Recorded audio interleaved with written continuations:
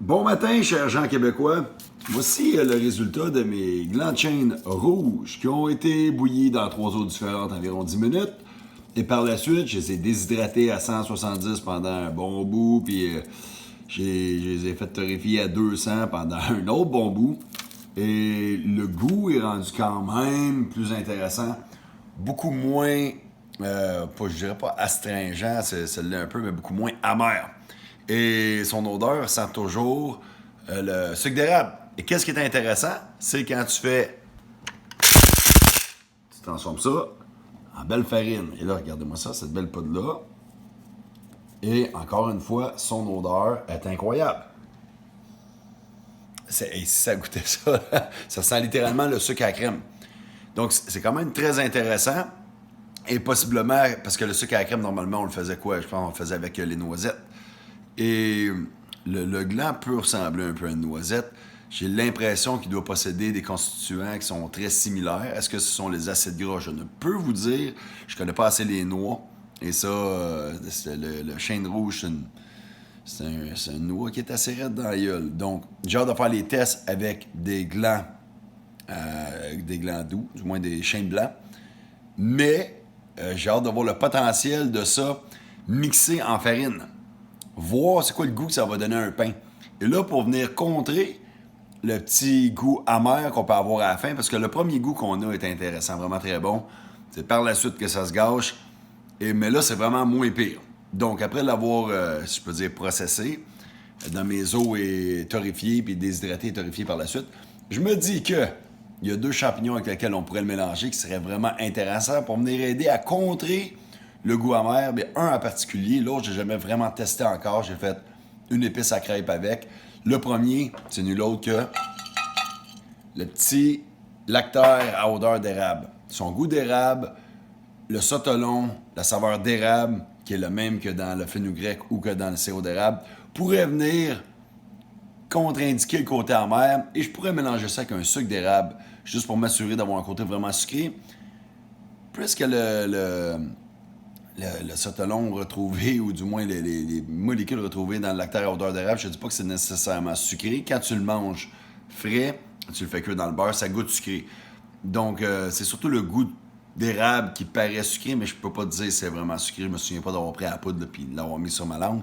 Mais sinon, dans tous les cas, si on veut rajouter un sucre, je considérais vraiment le sucre d'érable, qui a exactement la même saveur que le lactaire à odeur d'érable, parce que le sotolon, c'est exactement la saveur retrouvée dans les 2 spécimens, autant l'érable ou pas les spécimens, mais les 2 molécules, si on peut dire. En fait, c'est la même molécule retrouvée dans les 2 espèces. Puis que ce soit le sirop d'érable ou que ce soit retrouvé dans le champignon, c'est exactement la même saveur à cause de la même molécule. Fait que ça, c'est très, très intéressant. Je me dis qu'il y aurait probablement une farine incroyable à faire avec. Demain, je m'en vais chez mon frère Dan, on va faire du pain. Donc, je vais amener quelques farines d'arbre, comme le bouleau, mais je suis pas sûr si je vais utiliser le bouleau parce que le bouleau, c'est très, très amer.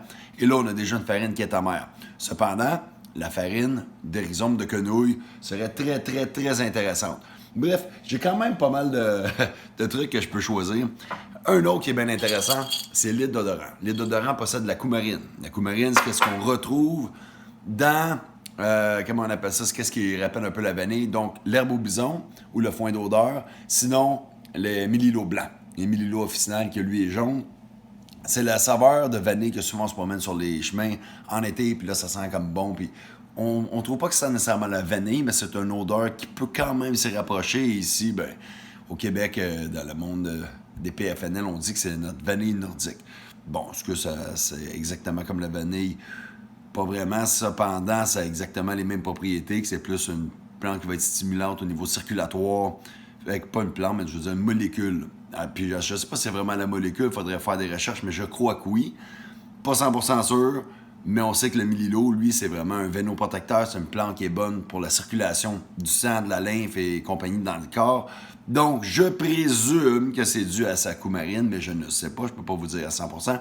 Cependant, on sait que la coumarine, comme le sotolon, c'est une saveur qui est sucrée, c'est une saveur qui est intéressante, avec laquelle on peut travailler. Donc, il faut faire attention avec le coumarine. Il ne faut pas que ça se transforme en dicoumarine qu'on fait sécher. Puis ça devient toxique pour le corps. Puis, ben, le sotolon, ben, lui, on ne sait pas si c'est toxique. On sait que, par exemple, que notre corps, lui, il l'assimile pas. Fait que ça passe straight through. C'est pour ça que quand on prend du fenugrec, quand tu pisses, quand tu sues, tu sens l'érable, c'est la molécule de sotolon qui est indigeste. Ça ne veut pas dire que tu vas vomir, ça veut juste dire que ça passe dans ton corps et c'est pas bioassimilable, tout simplement. Donc, revenons à nos chaînes. Mon premier test, je suis vraiment content. Ça donne de quoi de très intéressant. Et il m'en reste encore en masse. Geneviève Lavoie, des primitifs. Elle me dit que si on voulait garder l'amidon, il fallait faire tremper pendant 3 semaines, 1 mois. Pour s'assurer que, mettons, je sais pas, l'amidon, c'est ça qui lie ensemble nos crêpes. Je suis pas sûr, la farine, ces affaires-là. Moi, je m'en crisse pas mal. Comme je l'ai dit, le but, c'était vraiment au niveau de la saveur. J'ai-tu vraiment le goût de me crisser un bidon? Ça doit être une affaire assez spéciale. Tu dois faire pas d'air pour pas que ça pourrisse, rien. Je sais pas. Je m'en calisse pas mal. Éventuellement, ça ferait partie de mes tests. Là, je vous documente simplement faire une farine qui peut-être n'a plus d'amidon.